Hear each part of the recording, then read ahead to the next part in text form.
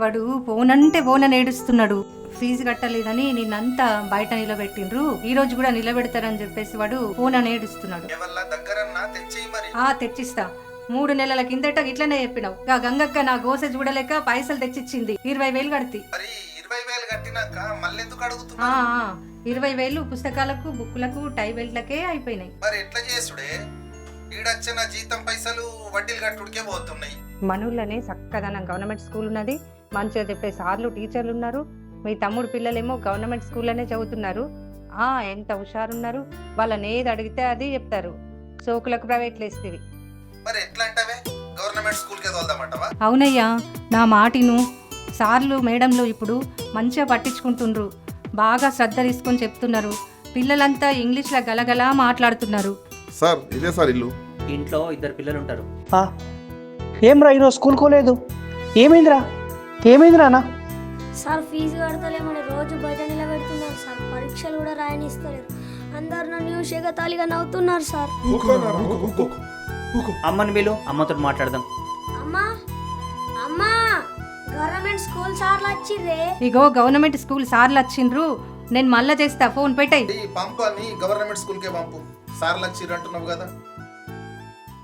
నమస్తే సార్. నమస్తే అమ్మా. ఏం బాధపడకమ్మా, బాబు మాకు అన్ని చెప్పిండు. నువ్వు ఏం బాధపడాల్సిన అవసరం లేదు. గవర్నమెంట్ స్కూల్లో ఉచితంగా చదువు, ఉచితంగా text book, note books, uniforms, షూలు, సాక్సులు, స్టడీ మెటీరియల్ ఇవన్నీ ఇస్తారమ్మా.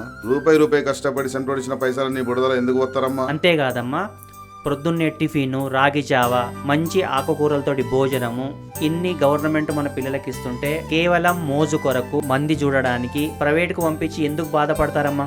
గవర్నమెంట్ స్కూల్ అన్నిట్లో బెస్ట్ అమ్మా. గవర్నమెంట్ స్కూల్ పంపిరి పిల్లగాని, భవిష్యత్తు మంచిగా ఉంటుంది. అవును సార్, నిజమే.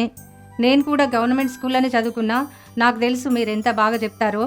కానీ మా ఆయన చెప్తే ఇనక హెచ్చులకు పోయి ఇప్పుడు గిట్ల పరేషాన్ అవుతున్నాం. పర్లేదమ్మా, అయిందేదో అయింది. బాబుని ఇక్కడనే జాయిన్ చేసుకుందాం. నెలకొకసారి తల్లిదండ్రులతో మీటింగ్ ఉంటుంది. అన్ని మేము చూసుకుంటాము. బాబును మేము బాగా చూసుకుంటాం, మేము బాగా చదివించుకుంటాం. సార్ మా ఫ్రెండ్స్ కూడా మీ స్కూల్లో జాయిన్ అయిన తర్వాత ఫుల్ క్లెవర్ అయ్యారు సార్. నేను కూడా గవర్నమెంట్ స్కూల్కి వస్తాను సార్. ప్లీజ్, నాకు కూడా రావాలని ఉంది సార్. మా ఫ్రెండ్స్ లాగా నేను కూడా ఇంగ్లీష్ గలగల మాట్లాడుతాను సార్. సరే నాన్న, ఈ రోజు నుంచి బడికొద్దు కానీ మీ ఫ్రెండ్స్ తోటి కలిసి బాగా చదువుకుందు కానీ. సరే అమ్మా, వెళ్ళొస్తాం. సరే అమ్మా, నమస్కారం అమ్మా. వెళ్ళు నా సార్లతో బాగా చదువుకో. నిజామాబాద్ జిల్లా నందలి తల్లిదండ్రులు ఎవరైతే పాఠశాల విద్యకు పంపించే పిల్లల తల్లిదండ్రులు ఉన్నారో వాళ్ళందరికీ నా యొక్క విజ్ఞప్తి ఏంటంటే, మన ప్రభుత్వ పాఠశాలలో నైపుణ్యం కలిగినటువంటి టీచర్స్ పనిచేస్తూ ఉన్నారు.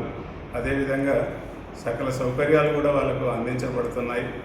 కాబట్టి వాళ్ళకి ఎటువంటి కొరత లేకుండా అక్కడ విద్య నేర్పేటువంటి ఉపాధ్యాయులు, తర్వాత దానికి అవసరమైనటువంటి సౌకర్యాలు కూడా కల్పించబడుతున్నాయి. కాబట్టి మన ప్రభుత్వ పాఠశాలల్లోనే మన యొక్క పిల్లలను చేర్పించాల్సిందిగా తల్లిదండ్రులకు విజ్ఞప్తి చేస్తున్నాం.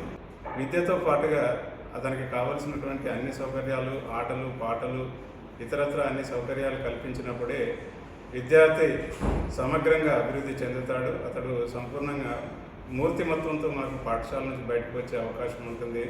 కాబట్టి ఇది గమనించి అందరూ కూడా ప్రభుత్వ పాఠశాలలోనే పిల్లల్ని చేర్పించాల్సిందిగా విజ్ఞప్తి చేస్తున్నారు.